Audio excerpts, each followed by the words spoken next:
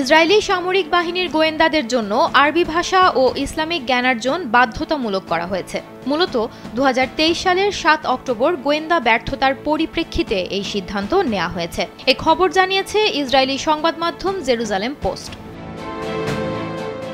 প্রতিবেদনে বলা হয়েছে, এই নতুন প্রশিক্ষণ গোয়েন্দাদের বিশ্লেষণ সক্ষমতা জোরদার করার লক্ষ্যে শুরু করা হয়েছে। ২০২৬ সালের মধ্যে ইসরায়েলের সামরিক গোয়েন্দা পরিদপ্তরের শতভাগ কর্মীকে ইসলামিক স্টাডিজে প্রশিক্ষণ দেয়া হবে এবং তাদের ৫০% আরবি ভাষার প্রশিক্ষণ নেবেন। ইসরায়েলের সামরিক গোয়েন্দা পরিদপ্তরের প্রধান মেজর জেনারেল শ্লোমি বিন্ডার এই নির্দেশ দিয়েছেন বলে জানা গেছে।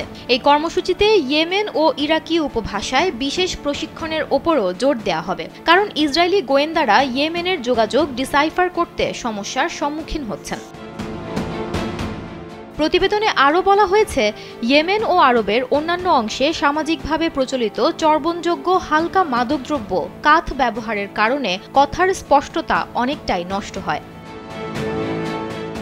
এই নতুন নিয়মের বিষয়ে ইসরায়েলের সামরিক গোয়েন্দা পরিদপ্তরের এক জ্যেষ্ঠ কর্মকর্তা নাম প্রকাশ না করার শর্তে ইসরায়েলি আর্মি রেডিওকে বলেন, এখনো পর্যন্ত তাদের আরবি এবং ইসলামী সংস্কৃতি, ভাষা ইত্যাদি বিষয়ে যথেষ্ট ভালো জ্ঞান নেই।